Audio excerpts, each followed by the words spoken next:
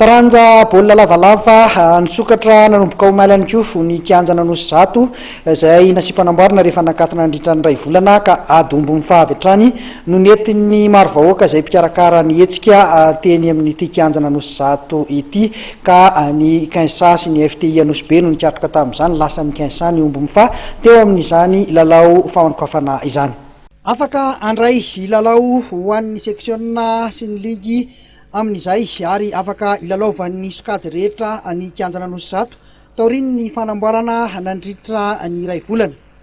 Iry zareo avy eo amin'ny fikambanana maro vahoaka izay nikarakara faninana eto no nitsatatra ity kianja ity tamin'ny alalan'ny fedina omby mifa ka lalao maromaro nitanterahan'izy ireo nandritra ity faran'ny herinandro ity. Isan'ny lalao goavana izay nandrasan'ny maro ary omaly sabotsy teo amin'ity kianja nanosy zato ity dia ny fihaonana teo amin'ny 15 sy ny FTI Anosy Be ka ary zareo 15 no nivoaka nandresy tamin'ny isa 3 no ohatra ka ary zareo 15 no nandrombaka ny omby mifa.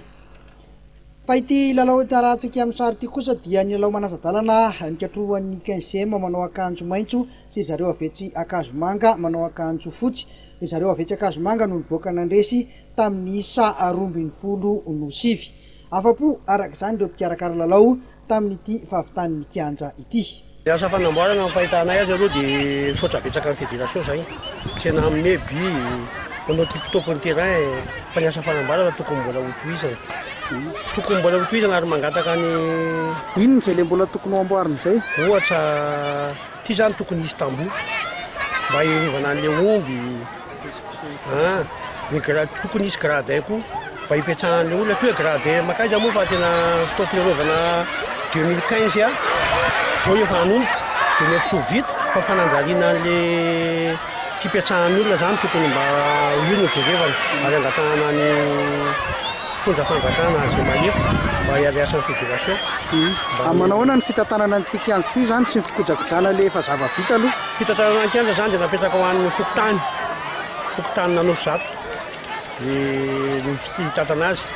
dia ny section fa ny anay ty ho fankafana no mahasaosasao maro vahoaka anay izay mianamiana amin'ny vahoaka ty amin'ny faritra izay mitazan'ireo tanora maro be ty amin'ny faritra Ambantanàna dia mijaly mihitsy amin'ny kianja dia izay no nomokatra ny arina hoe mba hosokafana zany ny terrain eto Anosy zato mba natanterahany section ny matsa ho ataony amin'ity 2015 ty fanokafana ny anay. Arak'izany dia mbola hitohy amin'ny faran'ny herinandro indray ny lalao izay karakarainy ny fikambanana maro vahoaka eto amin'ity kianja nanosy zato ity.